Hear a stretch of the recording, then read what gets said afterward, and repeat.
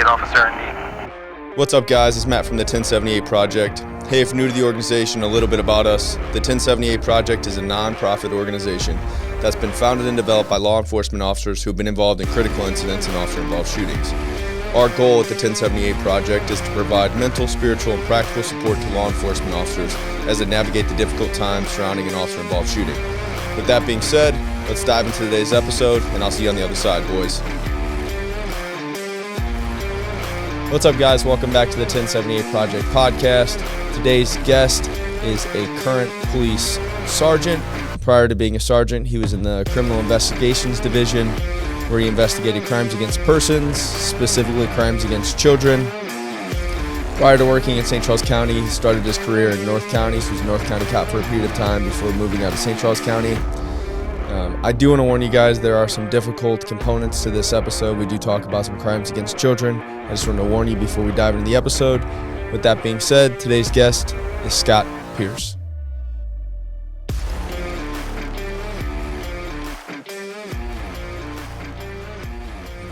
I feel like the thought process back in those days was just like, you signed up for some of this, and very much so. Find a way to deal with it. Yeah, we're getting better with that now, but yeah, little by little, I think we are. Was Frank working there then? He was a lieutenant. Frank was a lieutenant at the time, and then Doug Liebert was the chief. Did he spend his entire career at Normandy? Frank? Yeah.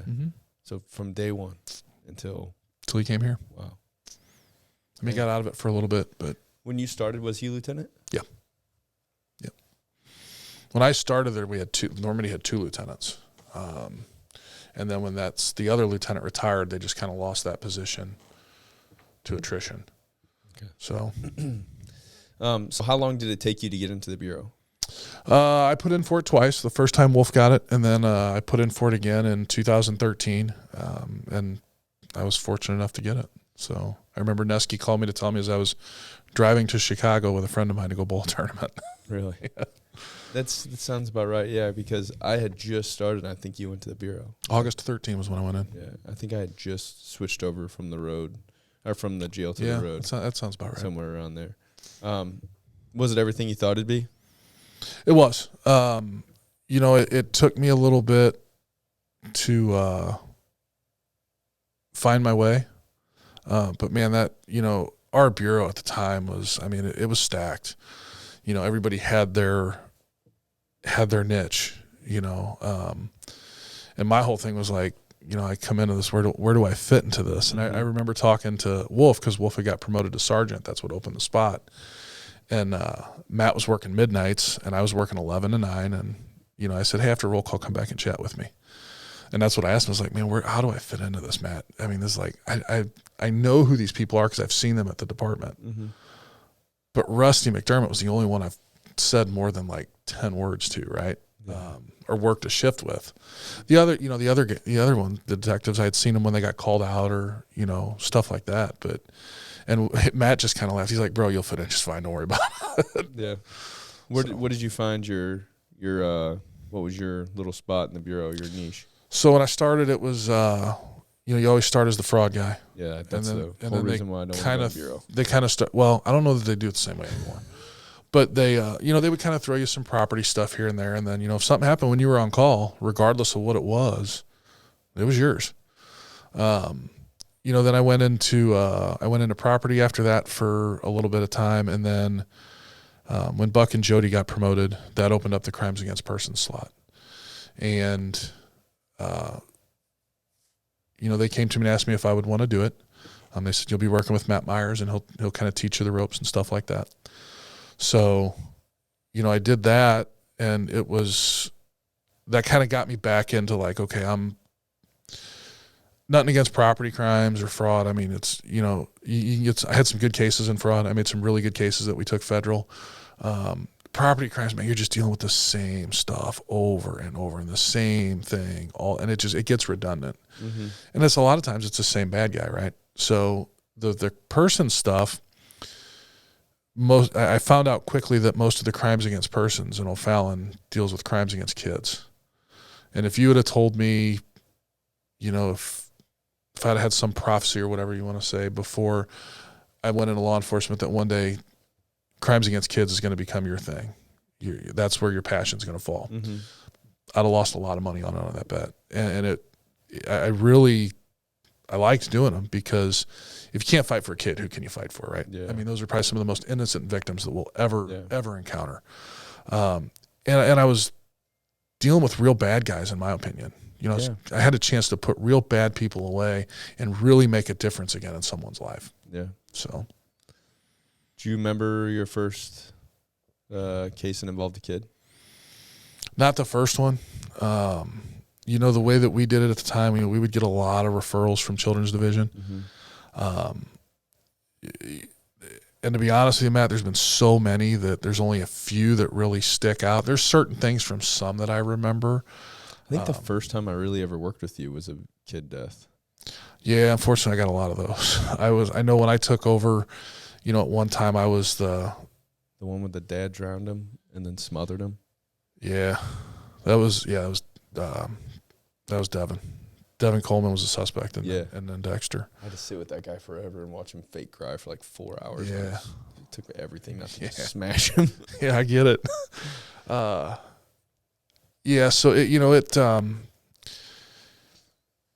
I learned a lot. Matt taught me a lot. And then the people that I worked with at the Child Center and with Children's Division and down at the prosecutor's office, the people that I met down there, man, I really learned a lot. Mm-hmm. It did. I still to this day say, after I got promoted, I still do miss my old caseload. And I tell that to people and they just look at me like, how? Yeah. But there's a lot that comes with that, man. That's some heavy stuff. Yeah. Run me through a case that you remember. So the two that stick out the most, that we actually had charges filed, I went with Children's Division to do Children's Division did a center referral for a forensic interview of 3 children that the road had went to the night before, and they had taken custody of the kids because the parents had beat the kids, and then when the police got there, they said, just take them, I don't want them. Get rid. So they filled out the paperwork, Children's Division took them, and then we went to the forensic interview, and the 2 boys were beat pretty bad with belts. They had scarring on their back. The one parent would wait till they had come out of the shower when they were still wet, and would just wail away on this kid's back. You see the old photos from, in like the history books, people that were, slapped and stuff, in like slave labor and hard labor, stuff like that. Like that's what this kid's back looked lashings? Like. Yeah, lashings. And that's what these 2 boys, that's what their back looked like. How old were they? 10. 10? 10, 9. They were young. Oh my God. The third forensic interview that day was their sister. And I remember sitting in the interview room or in the observation room, and they didn't beat this little girl as badly with belts. They still beat the kid with belts. That was their weapon of choice. And I remember this little girl looking at the forensic interviewer saying that she would get yelled at. They wouldn't give her medicines. I think she had, I forgot what mental health disorder she had. I don't remember what it was, but I remember her looking at the forensic interview and saying, they won't give me my medicine. I just want my medicine so I can feel normal. Oh my and God. Like, man, you talk about just ripping your heart out, throwing it on the floor right in front of you. How old was she? I don't remember. She was all the kids. I want to say there was about 3 years between all the kids. Was she the youngest, or? I think. One thing I've noticed, man, and I'll just quickly interrupt your story, but I've noticed sometimes, man, that kids that grow up in an environment like that have an overwhelming amount of like maturity and responsibility that you really don't find. Like, they got to learn real quick because they know the minute that they don't have that or use that, the next beating's coming, really, or the next sexual assault, whatever the case may be. But I remember sitting there, and the prosecutor at the time, she looked at me and she goes, "Why don't you go back to the office and start writing a search warrant for this house? And I'll get a judge to meet us at the courthouse and I'll let you know if there's anything else." We had plenty already for the search warrant for the residents. She goes, "If there's anything that you need to know, I'll call you." So I went back to my desk, wrote the search warrant, and went down to the prosecutor's office and sat down in front of the judge, and he signed it. We went and executed it. And then like a week later is when Pam Hupp shoots and kills Louis Gumpenberger. So like our Lieutenant Growich teased me like, this is your fault. You started all this with this search warrant at the end of the day. Yeah. But I was able to get warrants on both parents, multiple counts of child abuse. And I think each one of them had they put a $250,000 or $300,000 cash bond on each one of them. And they obviously pled it out and went away for quite a few years. Does it ever bother you? You never know what happens with the kids? Yes and no.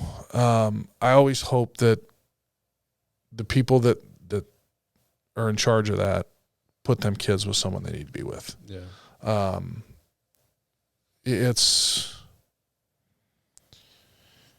You try not to think about that because you got to go on to the next one. Yeah. But it does, it does pop in your head. But we had that one. Then we had the one that you and I worked. Yeah. That was, I would say that's probably the one that stayed with me the longest. Yeah, that's a bad one, dude. That was probably the one I took home the most. And then you have the accident ones are hard too. The accident ones are just as hard as the bad ones. I think the accidental ones are harder to watch just because you see the family suffer so much, you know, and it was just an accident. Yeah. Like people would be surprised. I tell Kate this all the time. I was like a lunatic when we had little babies, and I'd be like, don't ever hold that baby when you're tired. Like, I don't care if you got to put them in the crib and they're going to scream and cry, but don't ever hold that they don't go in our bed, and you don't hold them when they're tired. And my wife would always be like, Matt, like, stop. Like, you're being ridiculous, But I cannot tell you how many calls I've either been on or seen. How many co-sleeping calls do we go to? Co-sleeping or something as simple as the baby's just being held, and they roll their face down in the dad's armpit or the mom's armpit. I had one over in the apartments right next to the station where that exact thing happened. The dude fell asleep. The baby rolled into his elbow, and the baby wasn't strong enough to lift his head up, and they died. Yeah. And my wife would always be like, you need to relax. You need to relax. And I'm like, don't you sleep with me. It's, you see all this stuff. And I remember when my youngest brother, I have a 2.5-year-old niece now. And I remember when Hadley was born, I remember sitting him down and like, don't you ever sleep with that baby in your bed, or if you're tired from work, until she is big enough or old enough and strong enough to at least lift her head or roll over. Yeah. Those are the things within law enforcement that just stick with you forever. Let's go back to the details about the I can't remember his name now, but the call that we worked together. Dexter. Yeah. That was the kid's name, right? Mm-hmm. Was Dexter, yeah. Let's I feel like that was like a call right at shift change, right? It was like 2:00. I remember Dean and I had just got back from lunch, and as we come around the corner of the new building, Wolf's coming out of his office, and he goes, "I need you two to go over to Vanguard. We got a dead kid. We didn't know the child was dead yet. Yeah, they transported him. He said we had a baby that was taken to the hospital, and it's not looking good. So Dean and I left, and we went over there, and Devin was sitting on them plastic lawn chairs and stuff. He was sitting on those, making this big production and about how upset he was. And, we were kind of gathering the stuff on scene. And that was a long day with search warrants and emergency forensic interview, the brother, doing the scene reenactment. But how old was the brother? Like 3 or 4 or something? I think it was 5 or 6. Okay. Yeah. So we had a forensic interview with him that night because he had made a disclosure to his grandfather that Devin had choked Dexter's head off, I think was the actual disclosure. Really? Mm-hmm. Now, I don't know what that meant. What he demonstrated during the forensic interview was CPR. So But that was, that was a pretty, because I had another case at the time that was not kid related. Like that was a pretty stressful time. That was probably the most stressful time in the Bureau for me. Yeah. Was like from December of 17 to June of 18. What was the other case? Missing person. Oh, yeah, I forgot about that. Yeah, that was all at the same. That was all within the same time. Really? Because that missing person report was filed when we were on scene for Dexter, and then that was my focus for like a week. Like I hadn't even looked at anything else, and that mother had come in to complain why nothing was being done. Yeah. So I was dealing with all that, and then Dexter's case, and there was a lot of speed bumps. In Dexter's case, as far as working with other agencies, some people couldn't stay in their lane, and it like I said, it was very stressful. It was a very stressful time. Yeah. So if I remember correctly, he wasn't actually Dexter's dad. Right? Correct. He was mom's boyfriend. He wasn't even. There was no relationship. How did the whole case end up getting wrapped up? So I remember it took a while for everything to come. Yeah. Full So circle. we had one thing that that comes with when you do these types of cases is you end up going to autopsies, right? Mm-hmm. And for a while there, I was the only one in the Bureau that wasn't married, didn't have kids. So I was kind of like the de facto, if there was any autopsy that had to do with a kid, you're going. This one was my case, so I was going regardless. Mm-hmm. That is any autopsy of a child's hard. When they do one in an abuse autopsy, it's they're doing a lot of work and a lot of medical investigative work to find out other injuries and stuff like that, which it's hard to explain. It's just you see what a human body's made up when you go to an autopsy, right? But they start going through all levels of tissue and in all parts of the body to find old injuries. And it's hard to watch, and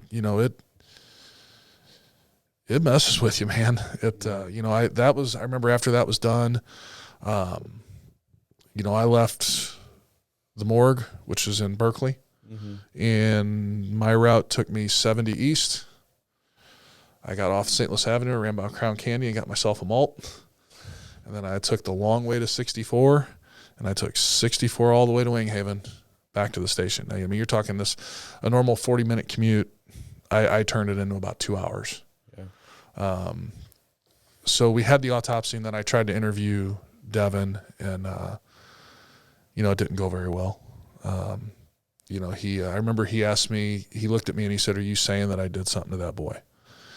Or are you trying to say I did something to that boy?" And I looked at him and I said, "No, I'm telling you, you did something to Dexter. I know it. I have the proof." And he didn't want to talk anymore. So, we had to take it down to the prosecutor's office. And in the interim there, we had a couple people that when he was being held on an unrelated case, some people from the jail that came forward to us that knew details of the case that, you would have thought they read my police report. Mm-hmm. And there was no way they would have known. There's only one other way they would have known that. Right. So, we were able eventually to get warrants, and then it sat for a little while before it went to trial. And then he was found guilty, and he will be spending the rest of his natural life in prison. Thank God. I think that's easy, but yeah. Yeah. Was that a case? Was that the case they said it was the worst? What's it called? Petechia or whatever. Yeah. So the petechia that you could see in Dexter's eyes at the hospital and stuff was kind of in the corners of the eye. Mm-hmm. But during the autopsy, when they removed Dexter's eyes, like the muscles and the tissues. Such a crazy comment. Yeah. The muscles and the tissues, that should be like a pinkish color, right? Mm-hmm. Well, it was brown. And I remember Dr. Saberwall calling me over, and he showed me and he told me what it was. And he goes, you only see this in two ways, asphyxiation or blunt force trauma.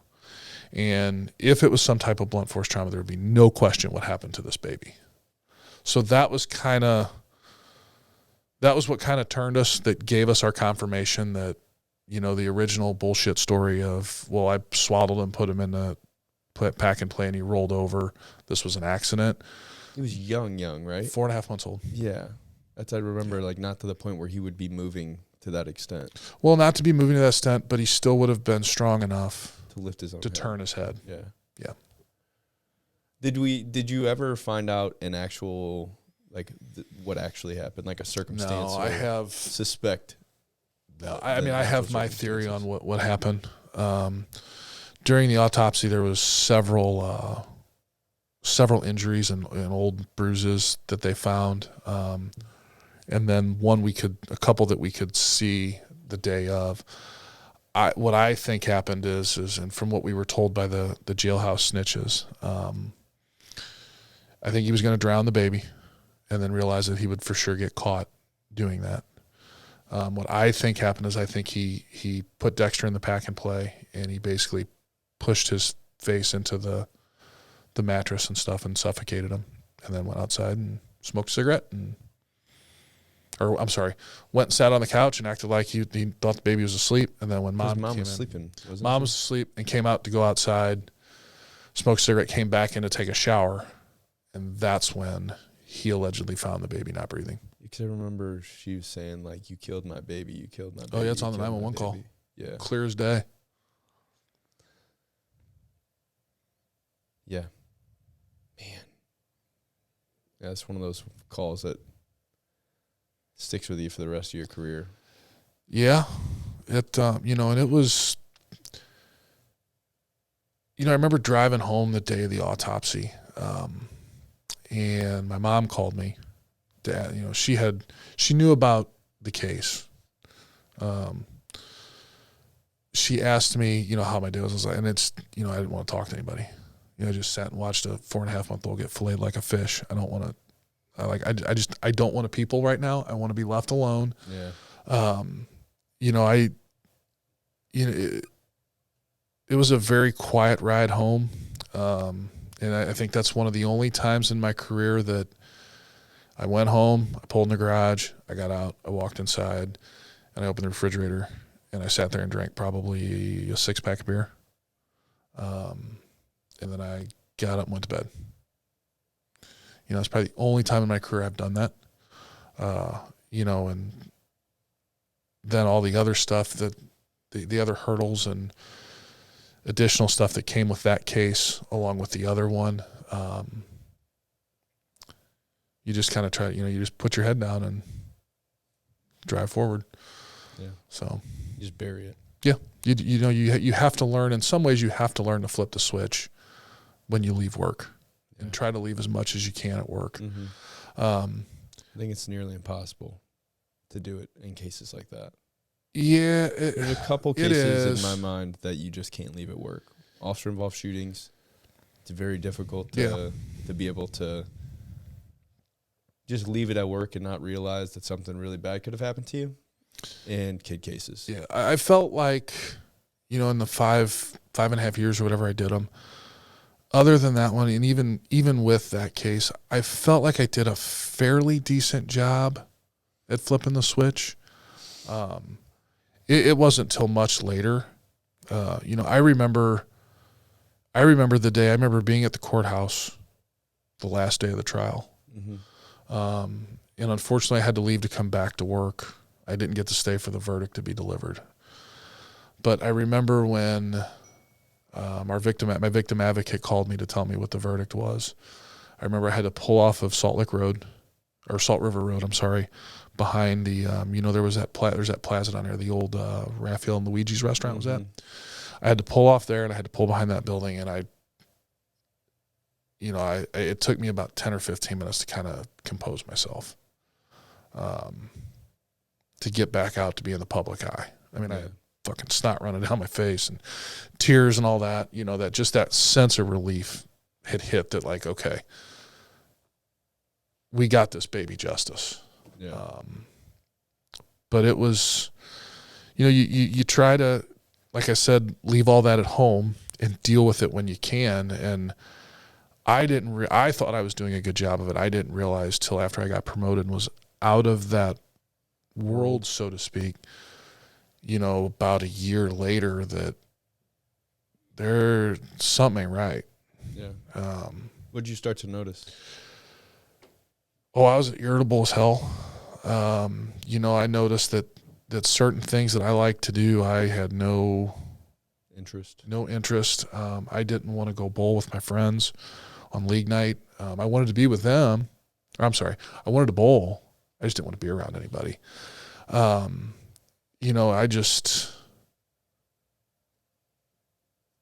never really understood anxiety because I never experienced it. Mm-hmm. And I was kind of starting to, like, what that feels like, what being anxious, what truly being anxious, not nervous, true anxiety, being around people, even my own family. It took a little bit for that to catch up and for me to, I guess, decompress, so to speak. Yeah. And then it's still, even when I realized that was going on, I thought, it's just a phase, right? Just go play a round of golf, or go just go play golf by yourself. You'll be fine. It'll be okay.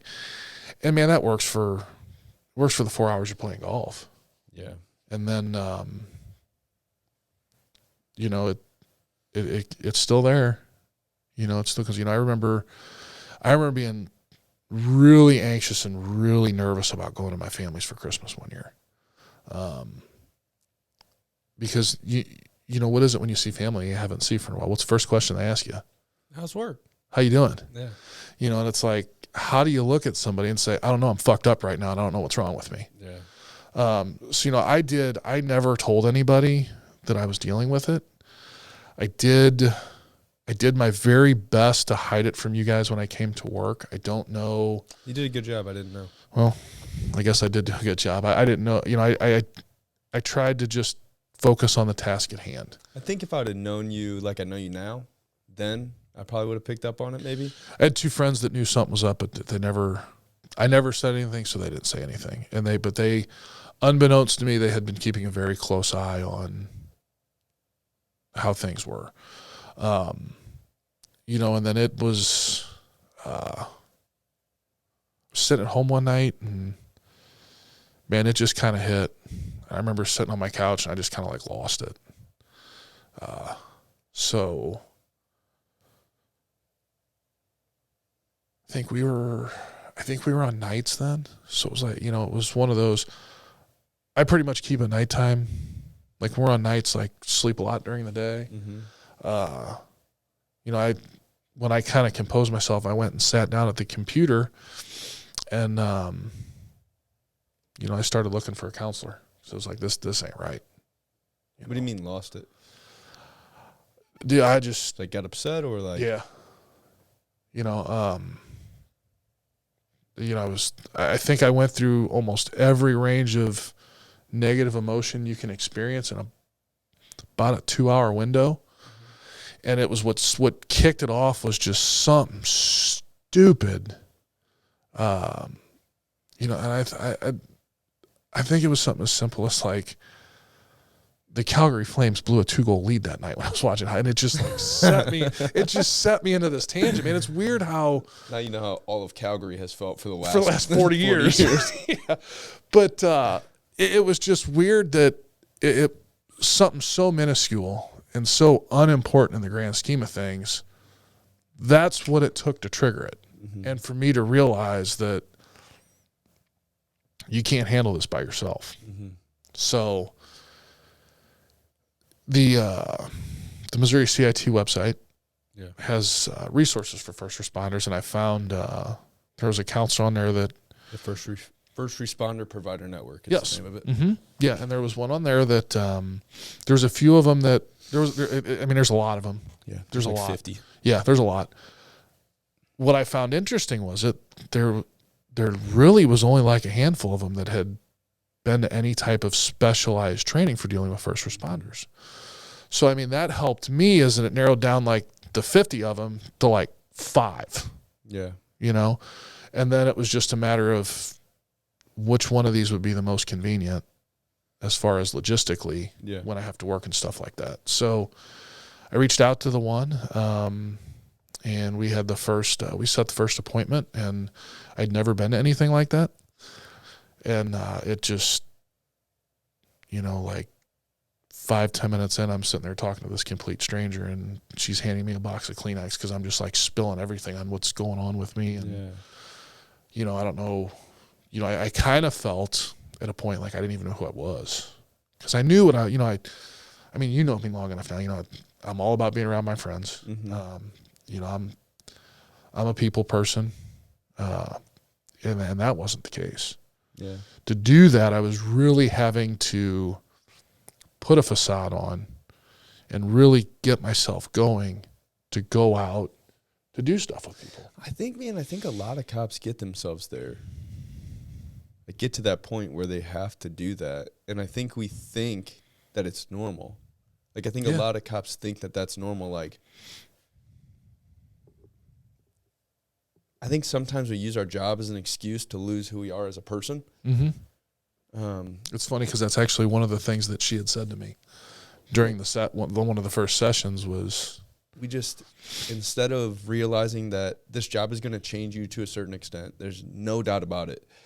You're not supposed to experience that much trauma in your life, so it's going to change you to a certain extent, but it shouldn't change everything about you. It shouldn't change your core values. It shouldn't change the things that you're passionate about. It shouldn't change the way that you deal with your wife and your family.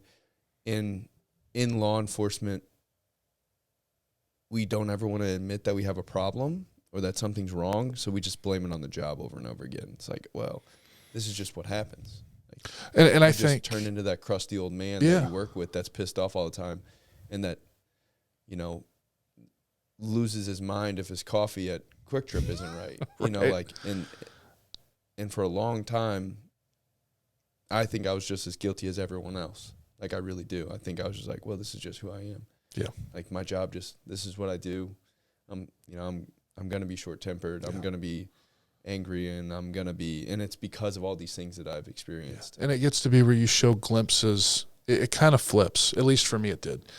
It kind of flips where you show glimpses of the old you. But like you said, that this is the new me because of the job. And that's not how it should be. Yeah. So it, I think, I went and saw that counselor for like 8 months. And the first 3, it was twice a month. Yeah. Hour long sessions.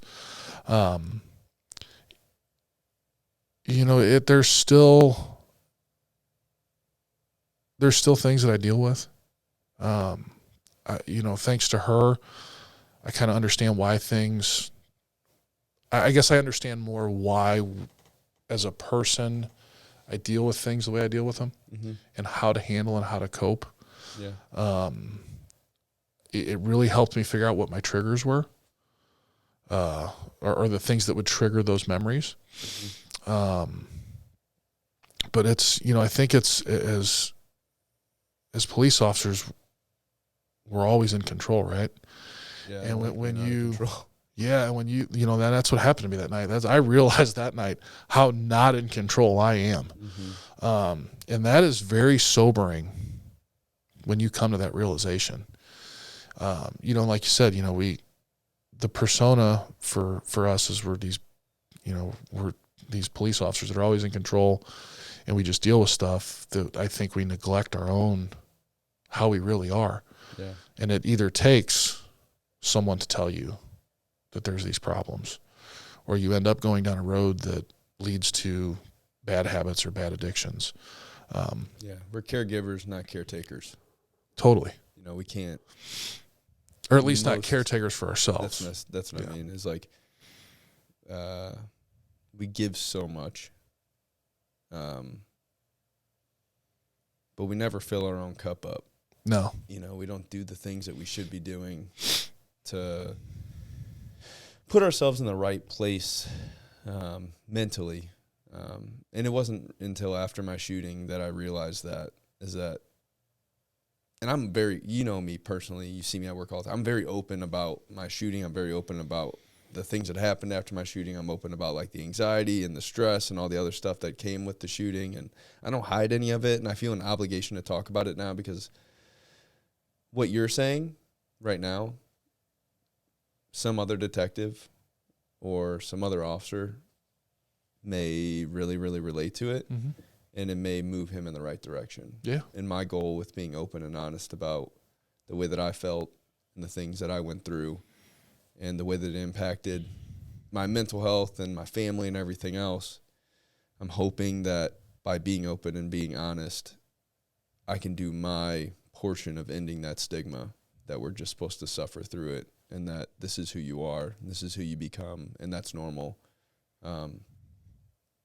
Because it's not. No, and it's okay to, and we tell people this all the time on calls, especially on CIT calls. It's okay to ask for help, and then it's funny because we tell people that, but that don't apply to us. We know all the right answers. Yes, it's very much a do as I say. It's like I need to do as I say, not tell other people to do as I say. Going through counseling, did you just do talk? Was it all talk? Did you do EMDR? Did you do anything like that? No.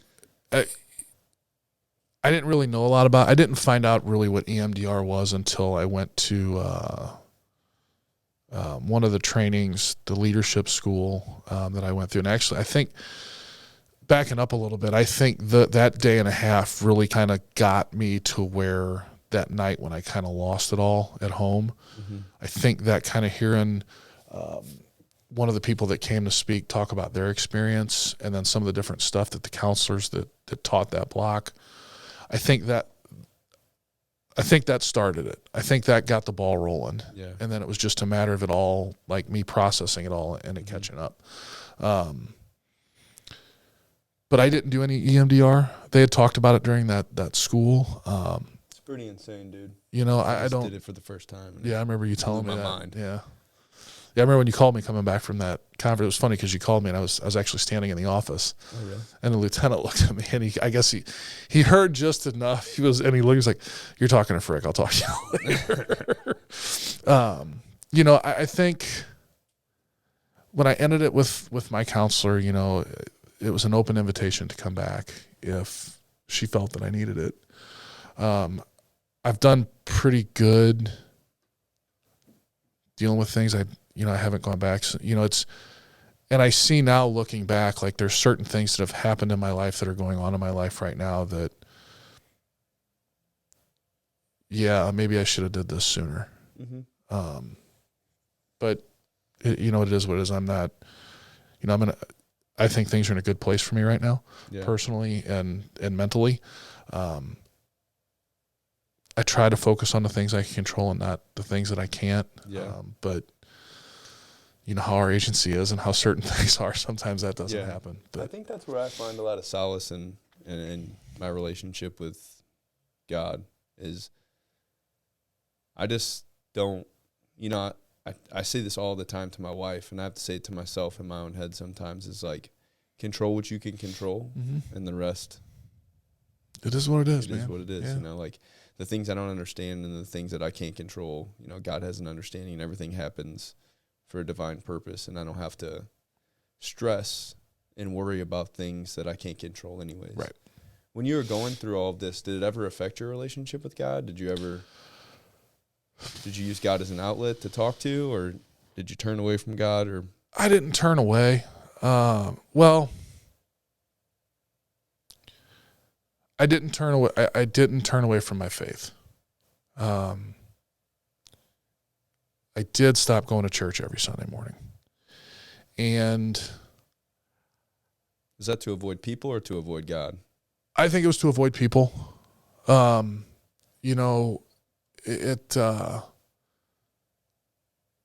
way of doing it was I've always kind of thought, like, I understand going to mass, going to church and all that. But I also think that your faith and your relationship with God is what's most important. Oh, 100%. So there's actually an app. It's Laudit.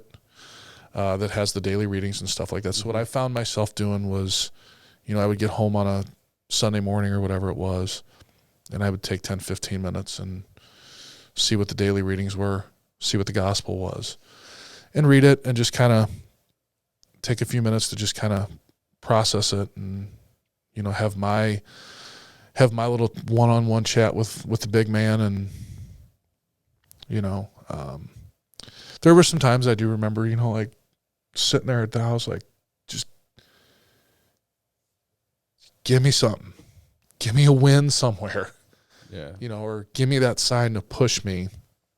And I really think it was that leadership class. And I really think it was the Calgary Flames blowing that 2-goal lead that night.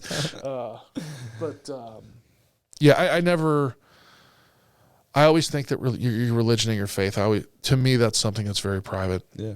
That I keep to myself. I never turned on it.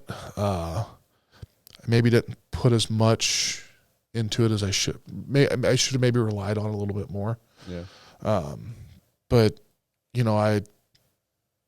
clearly I wasn't thinking right because I couldn't even process what was going on with me.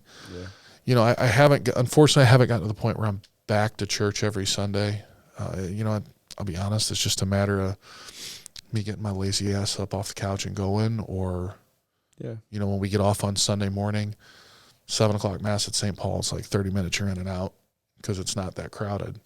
I think it's just a matter of game, but I still, I still have my faith. I still, have my time with my prayers and, stuff like that, whether it's, a 10-minute drive on the way to work. Sometimes if I'm not talking to my mom or my girlfriend, if it's driving home in the morning when I know I'm not going to be talking to anybody, it's some downtime. Yeah. Or when I'm cutting the grass. I mean, I have those, I do it kind of my way and what I think is good for me. Will it lead back to getting back into church on Sunday mornings? It will. It's just, I just got to get there. Yeah. We don't like change as policemen. When I went to St. Paul, the pastor at the time reminded me a lot of the priests that I had growing up. And that, for me, that is a real big thing on whether or not you're going to keep my attention during Mass. And that shouldn't have any bearing on it, but it does. It definitely does. Back in August of last year, the Archdiocese had this Better Together plan or whatever it was called, and they reorganized and, moved people around so that pastor's no longer at St. Paul. So I don't know who the priests are there. I don't know what they're like. So that's kind of like, what if I go one time? What if I go one morning and I don't like this guy, or I don't like the way he taught, or I just, for whatever reason, I don't take to him. Now I'm stuck with, I got to find a new parish to go to get back in. So that all makes sense in my head. It may not to others, but for my processes, it works. Yeah. So, but I still, I still have my conversations with the big guy. I think there's a lot of truth to what you said earlier about, when we think about the church and you hear in the Bible, they talk about the church. They're not talking about the church, like the building the church. Correct. You know what I mean? They're talking about like being around other followers of Jesus and actually moving and doing things, and that's the thing that I love about the church that I go to, is that it's so community oriented and so focused on serving other people. And I think God positioned me in this church for a reason, because I think through my shooting, I always felt that call to move and do something positive with it. And I attribute a lot of that back to my church, and just the way that they, specifically Steve, the way that he pushes the idea of being a Christian isn't going to church on Sunday. Right. Like, that's a part of being a Christian, maybe going to church on Sunday, but being a Christian and walking like Jesus is an everyday thing. It's praying while you're cutting the grass. It's loving your neighbor even though you don't want to. It's showing that same grace and mercy that Jesus gives to you that you don't deserve, to other people in your life that don't deserve it. It's those things that define your faith, not so much you know,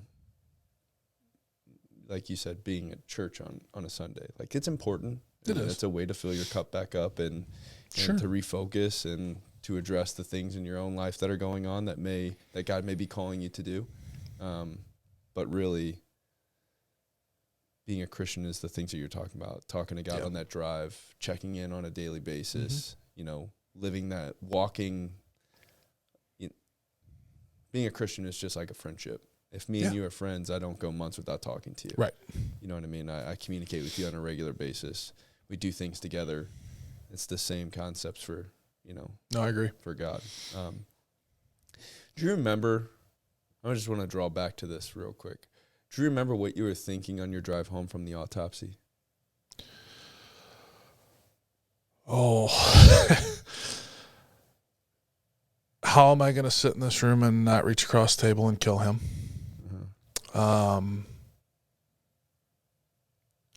How do you do this to a kid?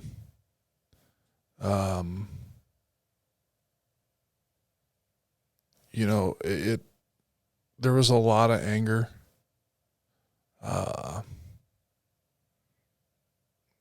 And how am I going to make sure that this baby gets justice? Never once was it, what am I going to do about me? It was, you know, and a lot of it was just was that, and a lot of it was just, honestly, once I got through all that and kind of had my game plan for how I was going to talk to him, you know, a lot of it was try not to think about anything and like stay focused on the task at hand, and not forget what you just watched, but like not forget it, if that meant like try to get the images out of your head, but remember why you know. So it was just so you know, EMDR may be really good for that. That word those words that you just said. How do I get these images out of my head? Yeah, I don't know if your counselor did EMDR, but that may be a very good target for you to. Yeah, you know, and when all this happened, you know, dealing with all this, you know, after the autopsy and stuff, you know, we said earlier about, you know, services offered and stuff. The services I was offered was 2 phone calls, and then a few times in the office I was asked if I was all right. You know, that was really it, and I don't hold that against anyone. It's not placing blame for sure. No, not at all. You know, they did what they thought.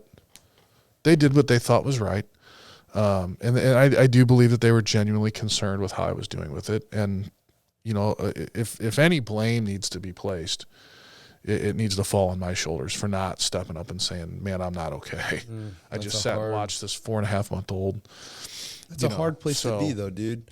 And that's why with 1078, we actually go to these people. Like, why we take a proactive approach, because I would consider myself a very generic cop, like a cookie-cutter cop, like very A-type, want to move, want to do things. What do you say? When you want to be. Yeah.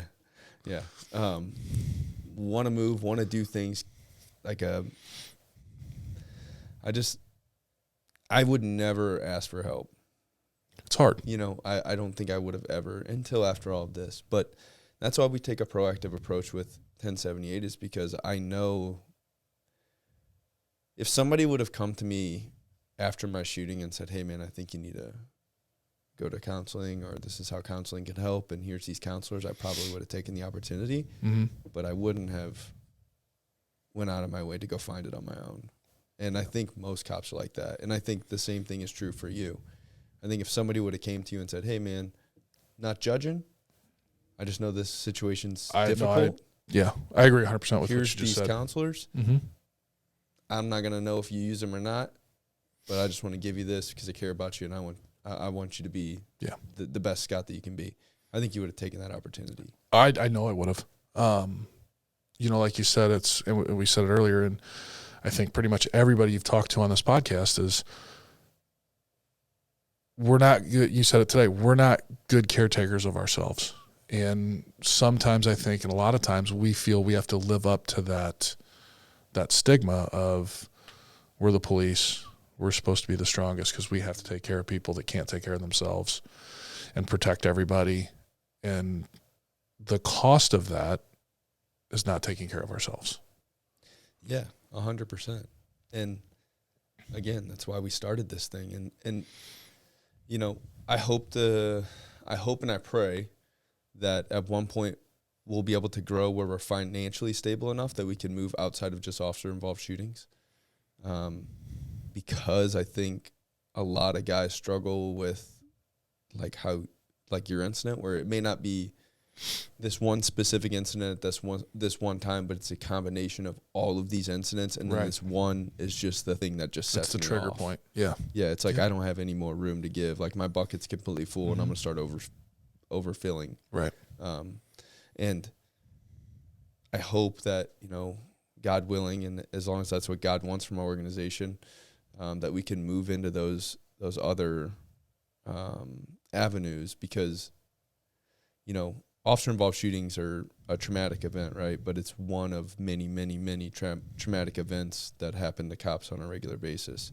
And that's why I wanted to have you on here, because I know your history with crimes against children and some of the cases that you have taken just from working together. And I don't want guys to think that the only time that they could ask for help, or the only time that they may need help, is if they're involved in like a life or death situation and they, you know, almost lose their life, or they have to take somebody else's life.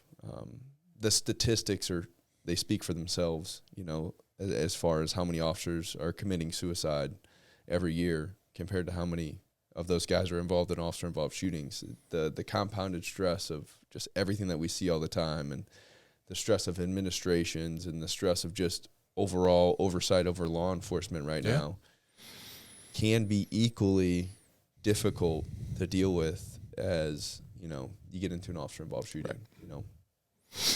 That's the big thing. That's one of the big reasons why I wanted to have you on, is because I just want guys to see that, you know, there's so much more to this job that can be traumatic than being in a shooting. So shortly after, how long after that was, after the Dexter thing, did you get promoted? It wasn't that long, was it? So let's see, 2 or 3 years maybe? It was I think it was about 4, because it was December of 17, and then it was May of 21, so maybe 3.5. So moving into like a position as a supervisor, have you been able to find a way to use the experiences that you've had as a detective and the experiences that you had personally, like going through those things? Have you been able to use those things as a supervisor? Yeah, there's been a few instances where it's I don't know if paid off's the right word, but those experiences have kind of helped guide me with dealing with some situations, to help some other officers. I'll think paid off's the wrong word, because I feel like, again, in my eyes, everything that happens for a reason. And then my shooting, although somebody lost their life in our shooting, like something like this came from it. So I don't think paid off is the wrong word either. Yeah, they definitely helped guide me on how to deal and help a couple other officers with some things that they were dealing with, or some situations they were involved in. Yeah. So where do you want to go from here? You want to go back up to the Bureau? Oh man, you know, I get asked that question, I feel like every month at work. You know, I would like to maybe someday. You know, I'm in charge of the field training program right now, and like I really kind of dig that. You know, we're going through some changes at work with that are coming out later this year, where we're going to change the program.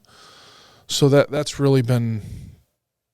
I fell in love with patrol again. You know, and that, it's not that I didn't when I went up to the Bureau, because, you know, I was one of the few guys that was still coming out working grants and, you know, coming to roll calls and stuff like that, talking to the guys and gals in the department. I don't know, maybe one day. I kind of like where I'm at right now, but yeah. That's just because I'm on your shift, dude. Yeah, I'm gonna. If I do, I'm taking shining you. light of I'm your taking shift. you with me to the I'm Bureau. not going to the Bureau, dude. No way. Although my wife would probably love me to work Monday through Friday. She'd probably love that. But I'll just have to start working on Kate to get you up there. Then I don't know, dude. I don't know if that's my thing, man. I have to be passionate about something to be able to sit down and do all those spreadsheets and everything else that you dorks do. All right, man. Well, we'll wrap it up here. Again, dude, thank you. Thanks for your time and for your vulnerability and your willingness to talk about all the things that have happened in your life. And know that God doesn't waste your pain. So the things that you've went through in your life, whether you realize them or not, will be used for something positive at some point, even if it is just to direct a young, dumb Matt Furkovic on the way to be a better investigator. But, all the things that you've went through won't be wasted, and we appreciate it, and I appreciate it because I don't ever want to be in that room at a kid autopsy. So I appreciate. I wouldn't. I hope you don't have to. Yeah. But I do feel that if you ever have to be, for whatever reason that may be, there'll be a reason that you'll be in that room. So I think so too. But let's just hope that doesn't happen. We'll keep our fingers crossed. Yeah. All right, brother. We'll end it here. Thanks, man. Thanks, Matt.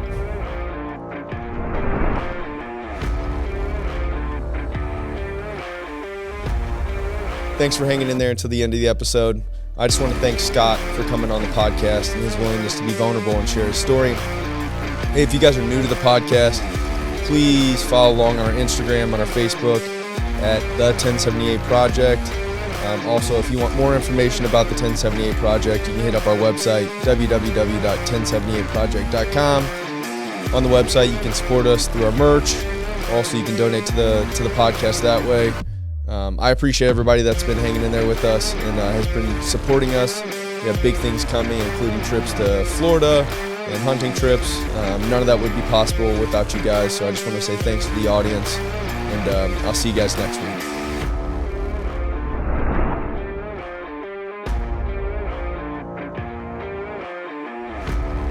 The 1078 Project podcast is proudly sponsored by Deemed Fit.